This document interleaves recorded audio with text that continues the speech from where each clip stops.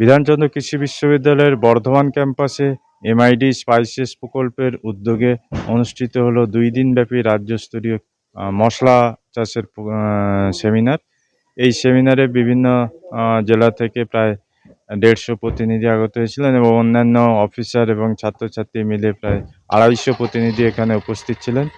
মশলা একটি অত্যন্ত গুরুত্বপূর্ণ এবং দামি মশলা, দামি ফসল। তো আমাদের গতানুগতিক যে চাষগুলো আছে তার মধ্যে চাষি ভাইরা সঠিক লাভ পাচ্ছেন না। তো মশলা চাষের দিকে ঝুঁকলে পরে এটা অল্প জমি থেকে অধিক লাভের সম্ভাবনা থাকবে এবং পরবর্তীকালে একটা চাষ করে যে একটা মার্কেটের সমস্যা হয় যে অনেক সময় চাষি সবজি বিক্রি করতে পারছে না। মশলা কিন্তু প্রক্রিয়াকরণ করে অনেক দিন ধরে বিক্রি করার ব্যবস্থা হতে পারে।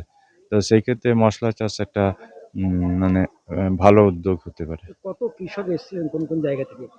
এখানে আজকে প্রায় 150 মতো কৃষক হাজির ছিলেন। আমাদের বাঁকুড়া, পুরুলিয়া, বীরভূম থেকে শুরু করে মুর্শিদাবাদ, মালদা, বালুরঘাট থেকেও লোক এসেছিলেন এবং দক্ষিণে যদি নামি গঙ্গাসাগর থেকে, উত্তর চব্বিশ পরগনা, নদিয়া, মুর্শিদাবাদ থেকে লোক এসেছিলেন।